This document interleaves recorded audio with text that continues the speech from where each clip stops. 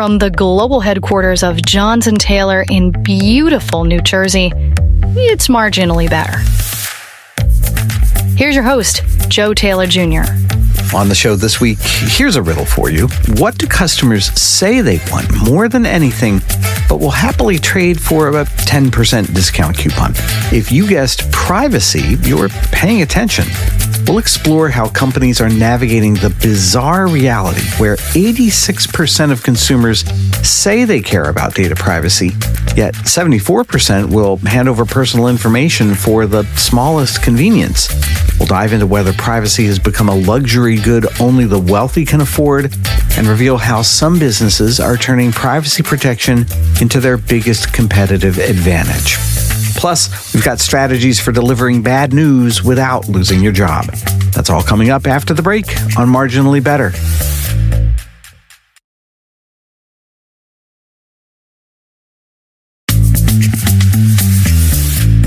Welcome to Marginally Better, a show about business, innovation, and the American economy. I'm Joe Taylor Jr. If you're a designer right now, you might be feeling a bit like a tightrope walker during an earthquake. The ground keeps shifting, the tools keep changing, and somehow you're supposed to maintain perfect balance while everyone watches. A designer writing in Design Bootcamp, and we'll have the link in our show notes, recently captured what thousands of user experience professionals are feeling. They wrote about sitting in yet another meeting where executives demanded that they design for trust and transparency, while simultaneously asking them to implement deceptive patterns to boost conversion rates. Design in a world of change, they argue, means UX is not enough anymore. The traditional toolkit, wireframes, user flows, usability testing, that's table stakes now. Today's designers need to be ethicists, psychologists, and fortune tellers all rolled into one. They share a haunting example, a fintech app they worked on that promised complete transparency in its marketing, then buried fees in microcopy and used confusing language to obscure interest rates. The designer pushed back, was told it was industry standard, and watched as customer trust scores plummeted within 6 months of launch. The kicker? The company then hired some consultants to figure out why customers didn't trust them. Over at UX Matters, researchers are documenting something fascinating about AI interfaces. Users desperately want to trust AI tools. They want the convenience, the efficiency, the magic. But they also want to understand what's happening with their data. The research published this April found that users need 3 things to trust an AI interface. They need to know what data is being collected, how decisions are being made, and most critically, they need an escape hatch, a way to opt out that actually works. One designer they interviewed had worked on a healthcare AI that could predict patient readmission rates with 85% accuracy. Impressive, right? But when they made the AI's decision process transparent, showing exactly which factors influenced each prediction, something unexpected happened. Doctors trusted it less. It turns out, sometimes transparency reveals that the sausage-making process isn't very appetizing. The AI in this case was weighing zip codes heavily in its predictions, essentially encoding socioeconomic bias into medical decisions. Full transparency exposed an uncomfortable truth. Mark Bridges, writing on Medium, puts it bluntly. He says, "Your customer experience isn't broken, it's just unclear." He argues that most businesses are trying to solve the wrong problem.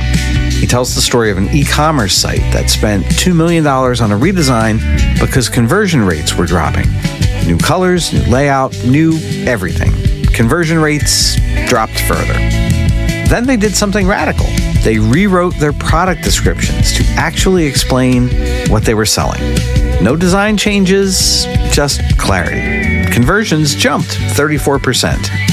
We've become so obsessed with reducing friction, Bridges writes, that we've forgotten users need to understand what they're agreeing to. A smooth path to confusion isn't good UX. What's emerging from all this chaos is a new understanding. Trust isn't something you design. It's something you earn through thousands of small, honest interactions. The companies succeeding aren't the ones with the slickest interfaces or the most sophisticated AI.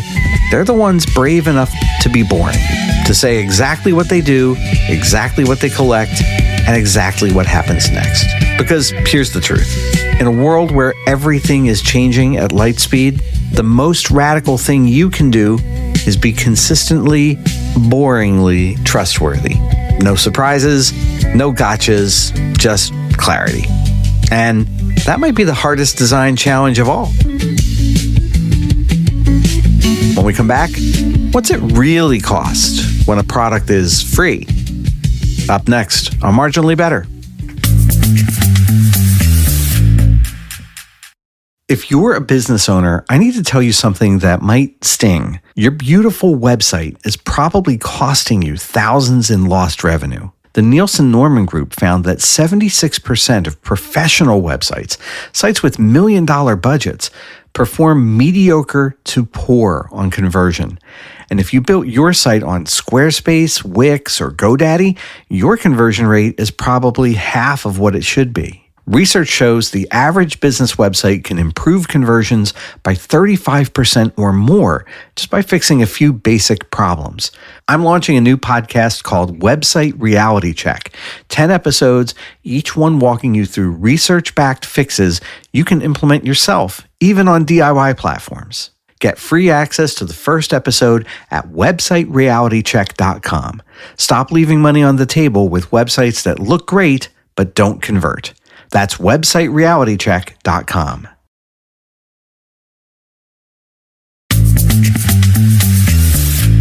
It's Marginally Better. I'm Joe Taylor Jr. Sarah thought she was being smart.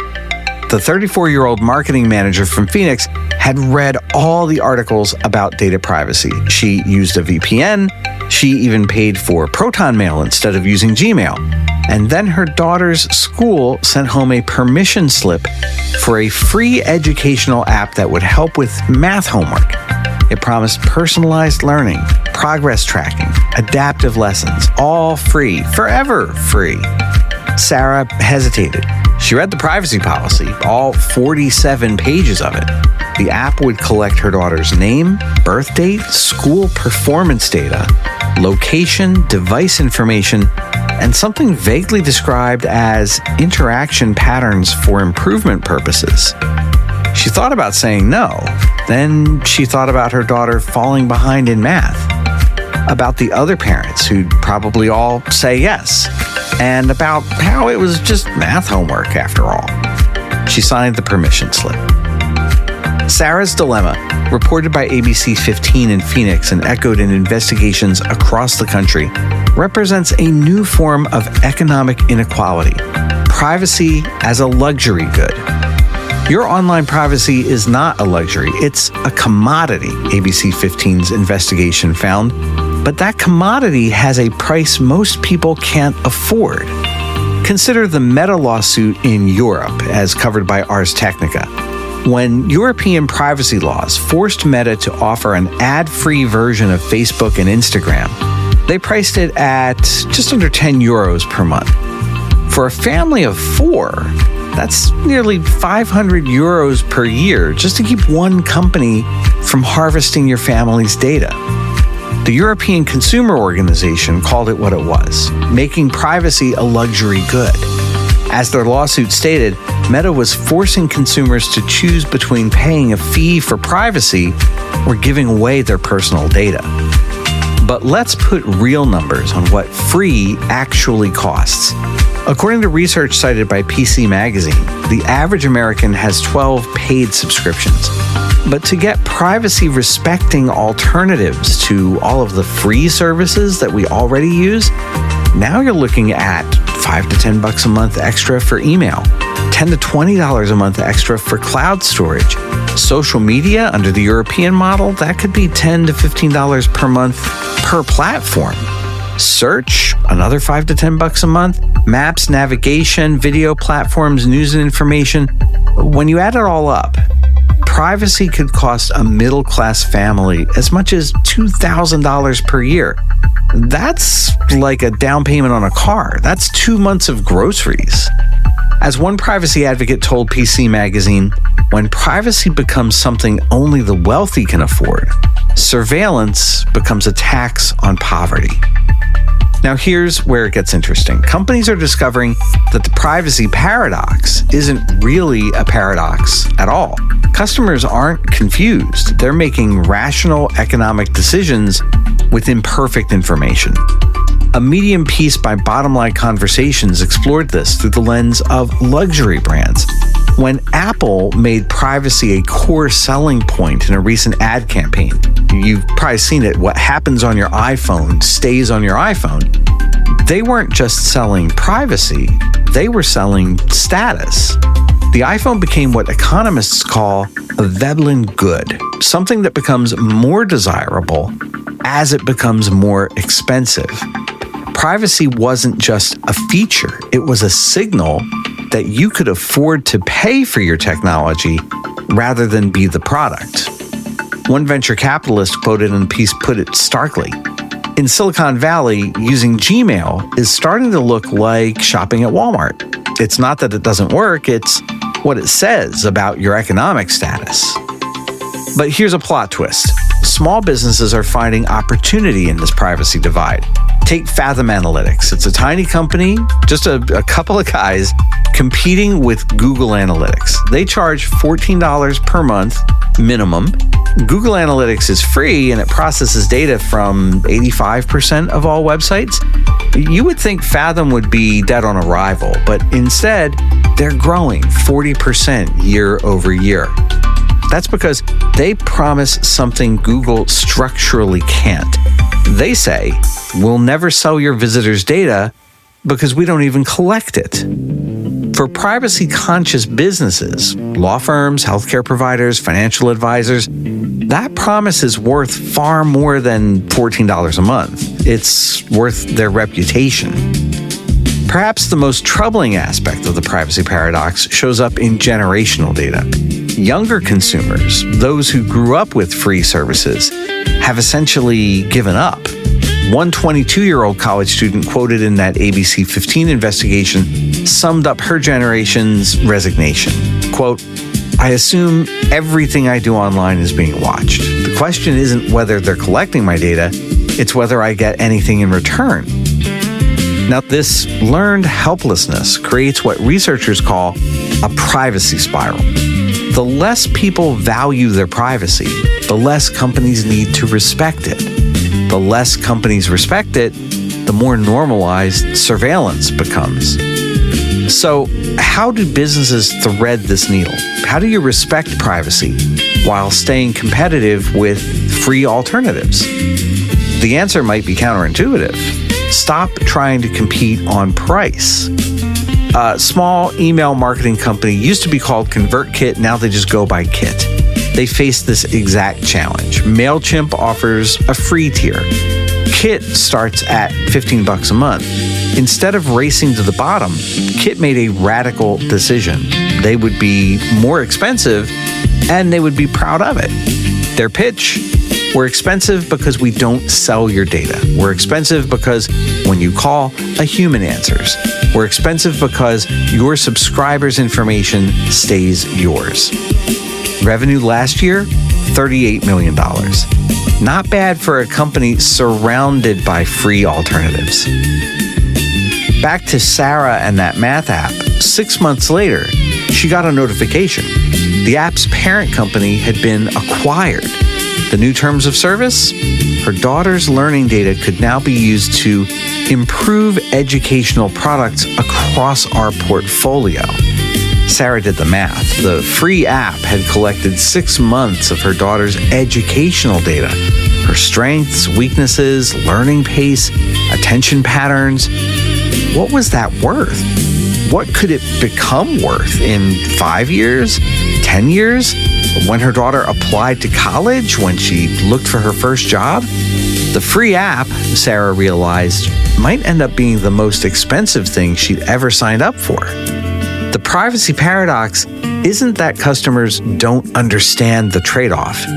It's that the true cost only becomes clear when it's too late to get your data back. After the break, delivering the uncomfortable truth. It's marginally better.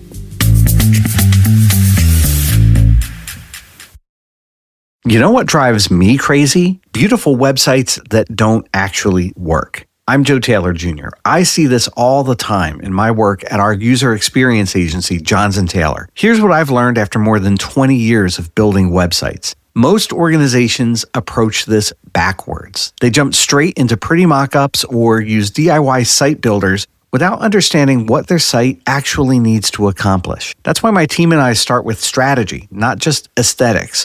We've cracked the code on building websites that are both beautiful and functional. And right now, we're offering complimentary website and user experience assessments for business podcast listeners. No sales pitch, just honest feedback about what's working on your site and what isn't. If you're tired of a website that looks good but doesn't deliver results, visit MakeTheWebsiteWorkForMe.com. Discover what your website could really accomplish. MakeTheWebsiteWorkForMe.com.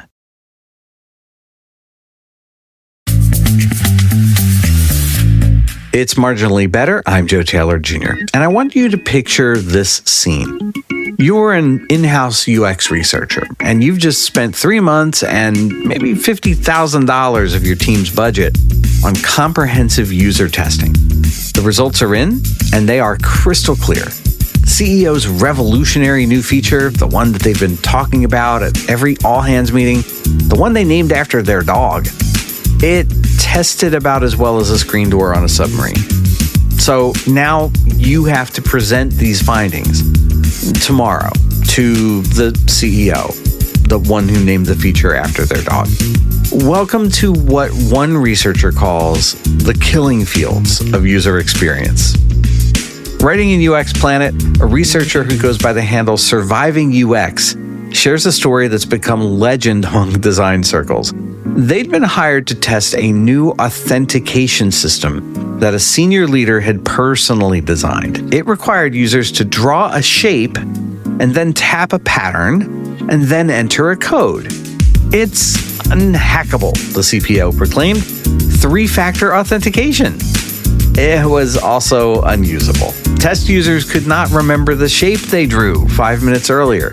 The pattern grid was too small for anybody to tap accurately, and the code expired so quickly that nobody could enter it in time. The success rate was 23% just to log in to check your account balance. But here's where I think it gets interesting. Instead of presenting this as failure, the researcher reframed it as discovery. They didn't say, your baby's ugly. They said, we've discovered something fascinating about user memory under stress. So they presented this data as a journey by saying something along the lines of, users love the security concept. 89% said they wanted better protection. But we found an opportunity to achieve the same security with 75% less cognitive load. The leader's response? Show me how. Another piece on Medium asks a question that haunts every designer. How are there still so many bad user experiences in 2025? The author's answer is brutal, and we've got a link to it in our show notes. Because many of the people making decisions aren't the ones feeling the pain. So this author shares a story about a banking app at a bank where board members all had dedicated relationship managers who handled their transaction. So the board literally never used the app that they were approving. When they were forced to try it during a workshop, one board member couldn't figure out how to check his balance. His response? Well, I just called Jerome. Jerome was his relationship manager. The other 5 million users of this app don't get to call Jerome. Perhaps the most insightful piece we've seen lately comes from UX Design, exploring how design leaders win over organizations that don't trust user experience. The author, who successfully transformed design culture at 3 Fortune 500 companies, shares their playbook. First, they never use the phrase user experience. Why? Because it implies that the current experience is bad. Instead, they talk about customer success metrics or conversion optimization. Same work, different framing. Second, they start with the money, not users are frustrated, but we're losing $1.2 million per month to cart abandonment, and I can show you exactly where. Third, and this one's crucial, they make allies before they make arguments. They found the one executive who'd been burned by bad UX at a previous company. That person became their champion, translating user research into boardroom language. But my favorite example comes from a designer who calls themselves the stakeholder whisperer, and they were hired to redesign an internal tool at a large insurance company. The tool was universally hated. Productivity studies showed it added 3 hours to every claim process. But the problem, the SVP of operations had personally overseen its development 5 years earlier. It was his legacy system. So instead of attacking that system, the researcher positioned themselves as its historian. They interviewed the SVP about his original vision. What problems was he trying to solve? What constraints did he face? And then they presented their research as realizing the original vision, how technology advances now make your ideas possible. Every criticism was reframed as technological evolution. In 2019, you couldn't do real-time validation. Now we can. Or the infrastructure you needed didn't exist back then. Now it does. The SVP became the biggest champion for the redesign. And at the launch, he gave a speech about how good ideas sometimes need to wait for the technology to catch up. Here's what all these stories have in common. They recognize that being right isn't enough. You need to be right in a way that lets other people be right too. And as one design leader puts it, your job isn't to prove stakeholders wrong. It's to help them to be right in a better way. Because in the end, user research isn't about winning arguments. It's about building bridges between what stakeholders want to be true and what users need to be true. And sometimes you find they want the same thing. They just need help seeing it. That's our show for this week. Whether you are protecting privacy, designing for trust, or delivering difficult truths, I want you to remember, the best customer experience isn't about having all the answers. It's about asking the right questions and being honest about what you find. Thanks for listening to Marginally Better. If you like what you heard, please help us out. Leave a quick review on Apple Podcasts. And it is wild in 2025 how much of a big difference it can make toward helping us spread the word about the show to people just like you who care deeply about great customer experiences. If you want to get behind the scenes notes from me and from the rest of the team, go to marginallybettershow.com or follow the link in our show notes. Marginally Better is a Calufrax radio production. Our producer is Nicole Hubbard with research by Connie Evans. I'm Joe Taylor Jr. Calufrax, mean little planet.